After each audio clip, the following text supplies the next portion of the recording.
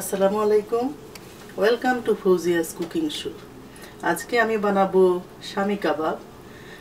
তবে এটা একটু অন্যরকম প্রসেস, কারণ আগে আমি একরকমভাবে দেখিয়েছি। এখন আজকে যেটা বানাবো সেটা আমি বিফ কিমা দিয়ে করব, কিন্তু একটু একটু অন্যরকম করে, তো দেখলেই বুঝতে পারবেন সেটা।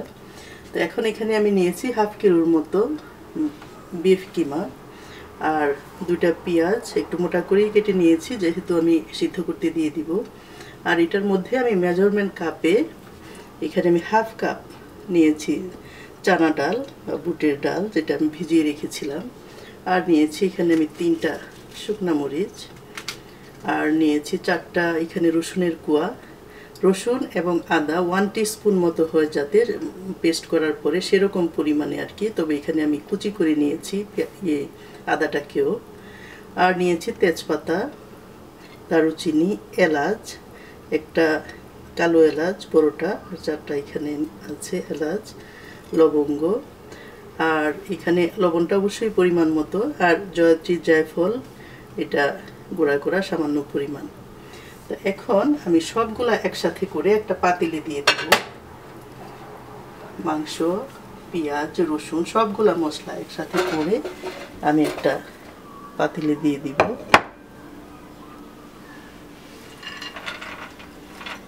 দিয়ে 1 থেকে 1.5 গ্লাস পরিমাণ পানি দিব, যাতে এটা সিদ্ধ হয়ে যায়।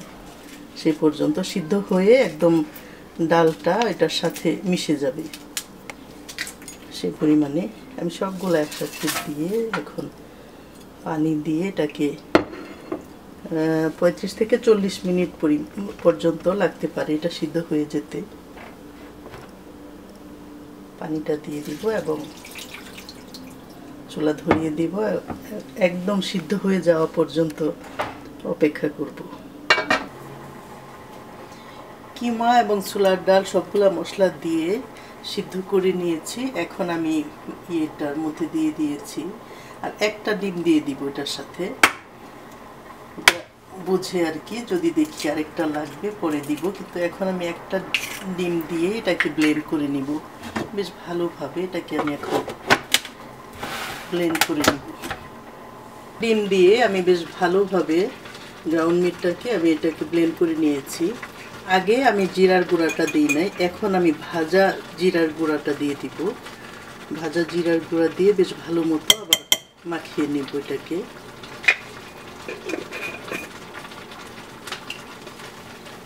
এখন আমার যা করতে হবে, এটাকে আমি মাখিয়ে নিয়ে এটার স্টাফিংটা দেওয়ার জন্য এখানে আমি সামান্য পরিমাণ কাঁচামরিচ, ধনিয়া পাতা আর যে কেশু নাট মানে কাজু বাদাম, সেটাকে আমি গুঁড়া করে নিয়েছি।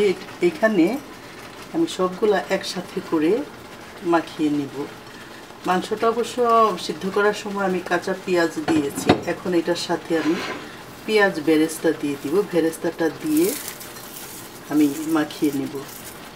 অবশ্য সবগুলা পরিমাণটা ডিপেন্ড করছে, যে যতটুকু বানাবেন ঠিক তার উপর ডিপেন্ড করছে যে কতটুকু নেবেন পেঁয়াজ।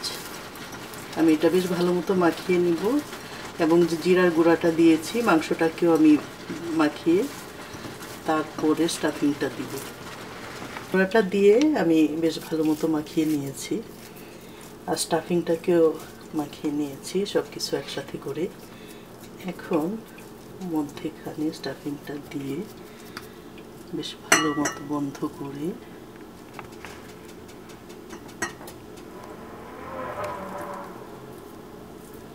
তারপরে ডুবো তেলে ভাজবো। এটা যেহেতু আমি ব্লেন্ড করার সময় ডিম দিয়ে দিয়েছি, সেজন্য এটাকে আর ডিমের মধ্যে চুবাতে হবে না। তাও আপনারা 1-2টা ট্রাই করে দেখতে পারেন। যদি দেখেন যে ভেঙে যাচ্ছে, তখন অবশ্য ডিমের সাদা অংশটার মধ্যে চুবিয়ে তারপরে ভাজতে পারেন।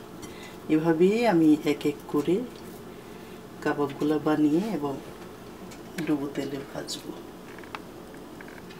তৈরি হয়ে গেল আমার স্টাফিং দেয়া শামি কাবাব। আপনারাও ট্রাই করে দেখতে পারেন, আশা করি ভালো লাগবে।